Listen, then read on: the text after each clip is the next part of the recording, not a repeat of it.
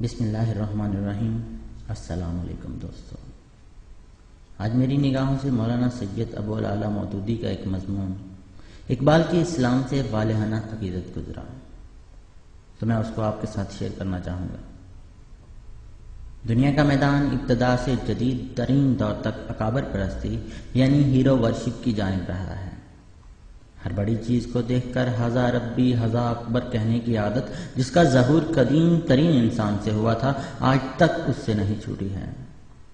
جس طرح 2000 برس پہلے بدھ کی عظمت کا اعتراف اس مخلوق کے نزدیک بجز اس کے کسی اور صورت سے نہ ہو سکتا تھا کہ اس کا مجسمہ بنا کر اس کی عبادت کی جائے، اسی طرح آج 20ویں صدی میں دنیا کی سب سے زیادہ سخت منکر عبودیت قوم یعنی روس کا ذہن لینن کی بزرگی کے اعتراف کی کوئی صورت اس کے سوا نہیں سوچ سکتا کہ اس کے شخصیت کے آگے مراسم عبودیت بجا لائیں۔ لیکن مسلمان کا نقطۂ نظر اس بات میں عام انسانوں سے مختلف ہے۔ اکابر پرستی کا تصور اس کے ذہن کی افتاد سے کسی طرح میل نہیں کھاتا۔ وہ بڑوں کے ساتھ برتاؤ کرنے کی طرف ایک ہی صورت سوچ سکتا ہے کہ اللہ نے ان کو زندگی کا سیدھا راستہ بتا دیا تھا جس پر چل کر وہ بزرگی کے مراتب تک پہنچے، لہذا ان کی زندگی سے سبق حاصل کرو اور اس کے مطابق عمل کرو۔ اسی نقطۂ نظر سے اس مختصر سے مضمون میں اپنی قوم کے جوانوں کو بتانا چاہتا ہوں کہ جس اقبال کی عظمت کا سکہ ان کے دلوں پر بیٹھا ہے، اس کی زندگی کیا سبق دیتی ہے۔ سب جانتے ہیں کہ اقبال نے یہی مغربی تعلیم حاصل کی تھی جو ہمارے نوجوان انگریزی یونیورسٹیوں میں حاصل کرتے ہیں۔ یہی تاریخ، یہی ادب، یہی اقتصادیات، یہی سیاسیات، یہی قانون اور یہی فلسفہ انہوں نے بھی پڑھا تھا، اور ان فنون میں وہ مبتدا نہ تھے بلکہ منتہا فارغ التحصیل تھے۔ خصوصاً فلسفہ میں تو ان کو امامت کا مرتبہ حاصل تھا جس کا اعتراف ہمارے دور کے اکابر فلاسفر تک کر چکے ہیں۔ جس شراب کے 2-4 گھونٹ پی کر بہت سے لوگ بہکنے لگتے ہیں، یہ مرحوم اس کے سمندر پیے بیٹھا تھا۔ پھر مغرب اور اس کی تہذیب کو بھی اس نے محض ساحل پر سے نہیں دیکھا تھا جس طرح ہمارے 99% نوجوان دیکھتے ہیں، بلکہ وہ اس دریا میں غوطہ لگا کر تہ تک اتر چکا تھا اور ان سب مرحلوں سے گزرا تھا جن میں پہنچ کر ہماری قوم کے ہزاروں لوگ اپنے دین و ایمان، اپنے اصول، تہذیب و تمدن اور اپنی قومی اخلاق کے مبادی تک سے برگشتہ ہو جاتے ہیں، حتیٰ کہ اپنی قومی زبان تک بولنے کے قابل نہیں رہتے۔ لیکن اس کے باوجود اس شخص کا حال کیا تھا؟ مغربی تہذیب و تعلیم کے سمندر میں قدم رکھتے وقت وہ جتنا مسلمان تھا، اس کے منجدھار میں پہنچ کر اس سے بھی زیادہ مسلمان پایا گیا۔ اس کی گہرائیوں میں جتنا اترتا گیا اتنا ہی زیادہ مسلمان ہوتا گیا، یہاں تک کہ اس کی تہ میں جب پہنچا تو دنیا نے دیکھا کہ وہ قرآن میں گم ہو چکا ہے، اور قرآن سے الگ اس کا کوئی فکری وجود باقی نہیں رہا۔ جو کچھ سوچتا تھا قرآن کے دماغ سے سوچتا تھا، جو کچھ دیکھتا تھا قرآن کی نظر سے دیکھتا تھا۔ حقیقت اور قرآن اس کی نزدیک شے واحد تھے۔ اس شے واحد میں وہ اس طرح فنا ہو گیا تھا کہ اس دور کے علماء دین میں بھی مجھے کوئی ایسا شخص نظر نہیں آتا جو فنائیت فی القرآن میں اس امام فلسفہ اور اس ایم اے پی ایچ ڈی بارٹ لا سے لگا کھاتا ہو۔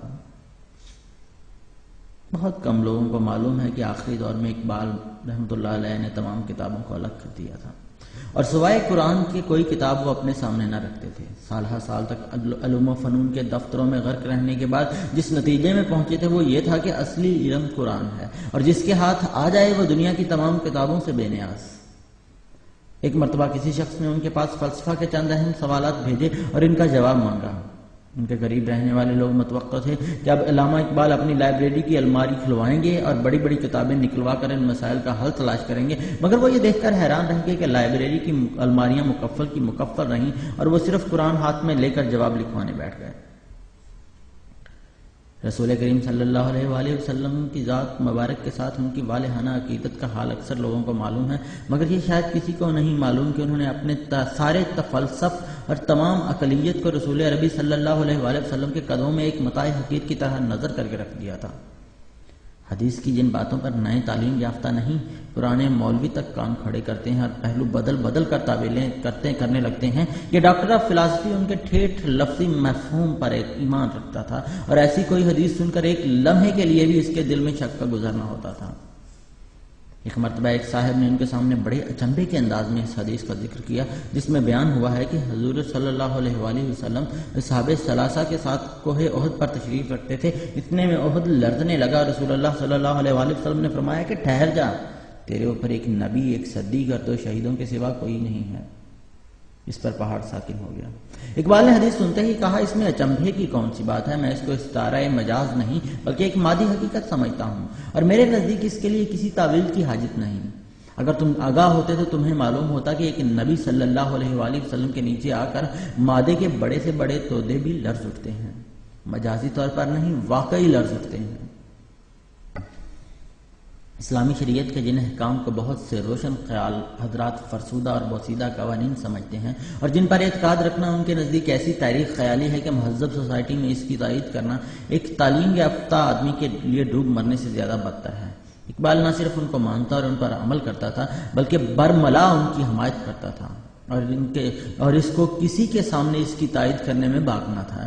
اس کی ایک معمولی مثال سن لیجیے۔ ایک مرتبہ حکومت ہند نے ان کو جنوبی افریقہ میں اپنا ایجنٹ بنا کر بھیجنا چاہا اور یہ عہدہ ان کے سامنے باقاعدہ پیش کیا، مگر شرط یہ تھی کہ وہ اپنی بیوی کو پردہ نہ کرائیں گے اور سرکاری تقریبات میں لیڈی اقبال کو ساتھ لے کر شریک ہوا کریں گے۔ اقبال نے اس شرط کے ساتھ یہ عہدہ قبول کرنے سے انکار کر دیا اور خود لارڈ بلنگٹن سے کہا کہ میں بے شک ایک گناہگار آدمی ہوں، احکام اسلام کی پابندی میں بہت کوتاہیاں مجھ سے ہوتی ہیں، مگر اتنی ذلت اختیار نہیں کر سکتا کہ محض آپ کا ایک عہدہ حاصل کرنے کے لیے شریعت کے حکم کو توڑ دوں۔